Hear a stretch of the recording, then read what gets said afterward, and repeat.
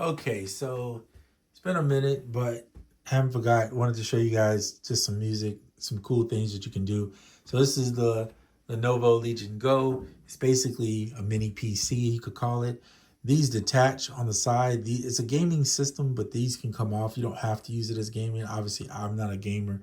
I do play some games, but not like a real gamer, quote unquote. Anyway, so this is Ableton on here. You can run Ableton, Fruity Loops, Bitwig, they all work on here because you're running a PC basically. And then this one has the 16 gigs of RAM and then the 1 terabyte of hard drive. So anyway, and it does run like Omnisphere, and you can use your keyboard here to control it if you want to. I have the SP, it run into the SP as my sound card, the audio interface. And then I have a little speaker that you can see sitting right about there. And then let me delete this and I'll show you this. So let's say I have some drums.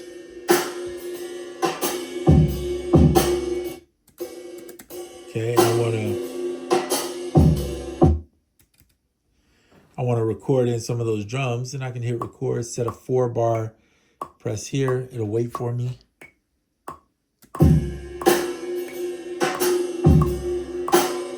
And I can record some drums into the SP.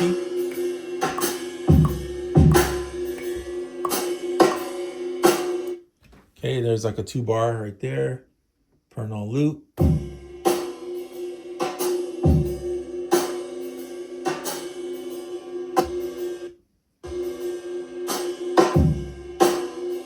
So you see it'll loop. Okay, because then if I want, I could record my bass line. So you see how I'm using this basically like a module, but you don't have to do it that way. This could just be the sound card, and you could just record the whole song in here if you want. So the options are endless, but you also could, in theory, I'm gonna hit Control here, bring up this. You could, right here, I turned it off because I don't want the input from the SP, but you could use the input, the SP as a controller. Can you guys see this? Let me zoom in a little bit closer so it makes it a little bit easier. You could use the SP as a controller and bring the input in, and then it could actually play. So here, I'll just demonstrate real quick how that sounds. Exit out there. Well, I was going to demonstrate how it sounds, but I think I turned it off. Let me go shift here. Midi sync.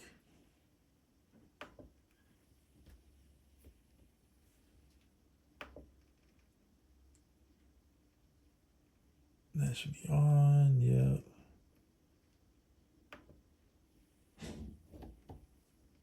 Well, it does work. For some reason, it's not working right now. I'm not sure what I did here wrong. But, oh, MIDI sync on. No, that's not it. Okay, well, we'll have to look at that later. It's not important. I'm not going to be using it, but if you have this on here, then it will sync up and allow you to use SP. And then you can see here, if you click here, the imports now show you all the clockwork in here. I never showed this in past videos because I really don't like using the SP as anything MIDI. I think its MIDI is kind of not good. Let me just leave it at that. In my opinion, that's just an opinion. All right, but here's what I am going to show you. If you come in here, you can turn on the inputs and set the input as a line here.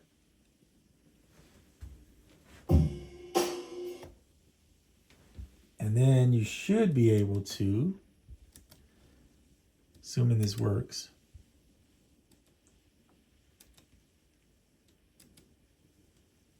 I'm going to mute these drums here just so you can see if it works. So you got to turn that off.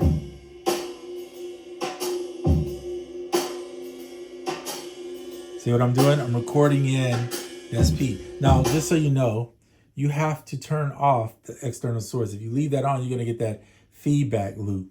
And that's a pain in the butt. Let me tell you, it will drive you nuts. So just remember, turn the external off. The only time you need this on is when you're recording into here. Or turn that off. When you want to hear it. So if you're using this as the sound source, you have to turn it on, right? Otherwise you won't hear it. So you just turn it off when you're going back into here. That's the only time you have to worry about that. And then if you turn your record on here, put it on auto, you'll see there it is going in. So you could use the effects in there in theory to, if I say in theory a lot, it's because I don't know why I like using that term. But anyway, you could use the effects in here, record something out, and then bring it back with those effects on it. Or you could just do, like, use this as an instrument module, which is what I was thinking to do, and then just record out to the SP. So you got all your instruments in one place. You can put them in there and use them real easy.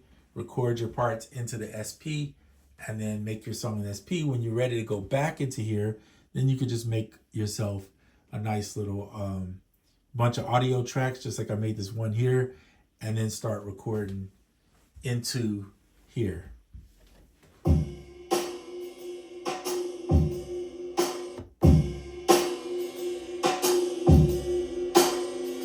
as simple as just that. Just literally go up here, arm the track. You're not going to hear the count in, that's the only difference, but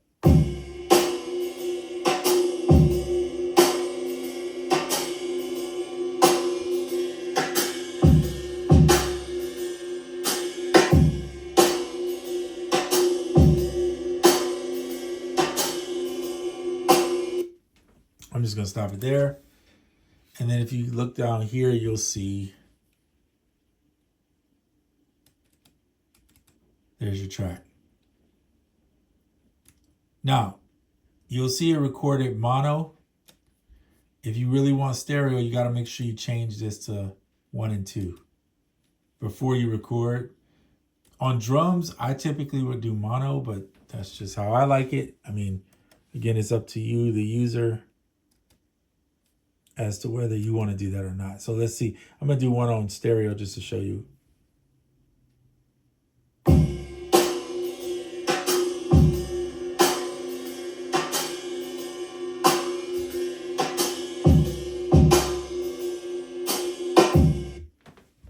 Okay. And there you have it. So you can see, then you would have to go in and do all your adjusting. If you want to zoom in a little bit closer, you can do that and start doing your editing. I'm not going to do editing on camera because you won't see it as well on this camera, being that the screen is only 8.8 inches. And I believe, if I'm not mistaken, when you measure a screen, if you don't know this, you measure from here to here. That's how they measure TV screens, at least, I think. Okay, so really efficient, definitely amazing for traveling if you're somewhere. And you don't need the SP as a sound card. You could just use your headphones. There's a headphone port up here. Just plug your headphones in, record your track. When you get back, you can take that same track and bring it over to your MacBook or your other bigger PC if you have something, and finish it. So you could finish in here because this is the whole DAW, literally. But if you wanted to do something else, maybe in there, maybe you have some other instruments that you don't have on here, I don't know, then you have that as an option. So, but otherwise, if you don't have that, don't want to use that, just use the PC and you'll be good. So PC has gotten so much better. I think Windows 11 has made PC so much better. In my opinion, it's grown a lot since the last time. And before, I would never use it for music. Now, you do have to find drivers. I'm using the internal drivers that's in here. You don't have to go get a driver, but there may be some things you want to have the driver for. And I'll show you one more thing. Command there. If you get an ASIO driver, you can plug in the move. You can, I don't know if you can see that. Let me see if I can zoom in a little bit more for you there. How's that? Okay, so you can do the Ableton move or the push. This is a driver I got, which is called, they recommended, which is called Flex ASIO. The reason why I Flex is because it supposedly, this is what I read, supposedly allows you to have multiple things going on and the audio won't break. So you know, Mac is so much easier to use when it comes to doing music and audio. But for those that have something like this, where you got a PC or a laptop or a tablet PC or something that you can run the Windows program on, this is a cool option to have and be able to use. And so Ableton Push and Move work directly with that, which is really nice if you want that feature. But then if you just want to use like your regular stuff here, you got that too. Now, one of the things I noticed, and I don't know if this will fix itself or what, but okay,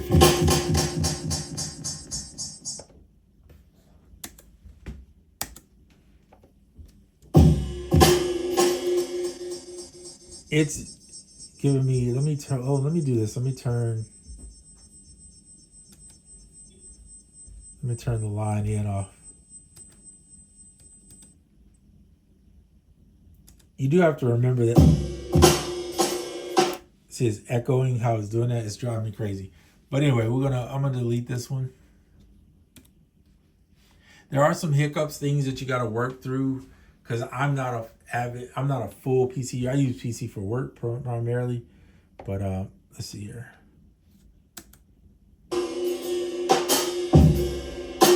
There we go. So what it was doing was it was playing the drums down here. That was a user error.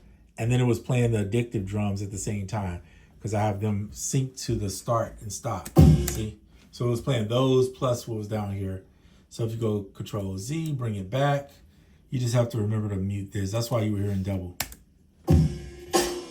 See? So that was a user error. So it's good I make those mistakes though, so you can learn too. That's how I learn mistakes. All right. So that's it for this video. Just wanted to show you guys the Lenovo Legion Go. It's a fun tool. You could grab yourself something else portable. It doesn't have to be this. There are some other things out there, but this is really cheap. This is the reason why I went with it. And the only reason why I went with it is because it's cheap. You can get this for around $500. So, and it comes with the case and all that. So just keep that in mind if you're interested in getting something like this. They're not expensive. In fact, it's cheaper than an iPad, cheaper than the cheaper iPads. You know, it's cheaper than that. So they're not expensive. So if you want one, grab one. If you don't, no big deal, no pressure. I don't get paid by this company. I just wanted it for myself to try it and see the experience of what it's like. I'll tell you this. I did try Fruity Loops. Now, Fruity Loops is a lot more affordable than Ableton, way more affordable. And it actually works really good. In fact, I think it works a little bit better on PC than Ableton does, in my opinion. Now, I like Ableton more just because that's what I'm used to using. But I actually think Fruity Loops was very impressive. And if you can learn it, they put a lot of stuff in Fruity Loops. I may do that, actually get on there and do an exploration of it on a video. But if I do it, I probably would do it on the Mac, only because it's easier to screen record for you guys. That's the reason why I'm doing this. I can screen record, but I need to get like OBS or something on this device to be able to screen record for you, which is what I hope to do. But right now I'm still learning this device. So I just wanted to show you. Plus I wouldn't be able to show you all of this other stuff if I did screen recording. So anyway, I'm going to zoom out a little bit, bring everything back into where it should be. But this is a good travel setup, and definitely a solid module for a sound module for like the SP or your MPC, or even if you bought the Push controller, Push 3, you could use your Push 3 with this, and this is better than using the internal standalone for Push 3, because you get so much more volume of instruments. You got way more memory than they're going to give you, and the faster, it's a faster hard drive in there. The SSD, everything is so much quicker. So in my opinion, before I would spend $1,000 on some internals for the Push 3, I'm talking about $1,000 above what they're already charging for the Push 3 controller, I would go with something like this because it's portable. It's super, the screen is actually really big, and you get all your instruments that you have in Ableton you can use with your controller. And you can sometimes find the Push 3 like on certain holidays and certain times of the year, they'll sell it like for $300 off. And you could get it for like $699 or somewhere around there. So you could have the whole controller and then something like this and still spend less than you would for what it would cost to buy the standalone version. So anyway, those are just options I was thinking about, just putting it out there in the atmosphere. If you need it or if you want it or if you like it or whatever, just let me know in the comments. If you don't, that's fine too. We're gonna be respectful though to each other and everybody. Everybody's got different tastes, different things they like. So anyway, hope all is well, and I'm out.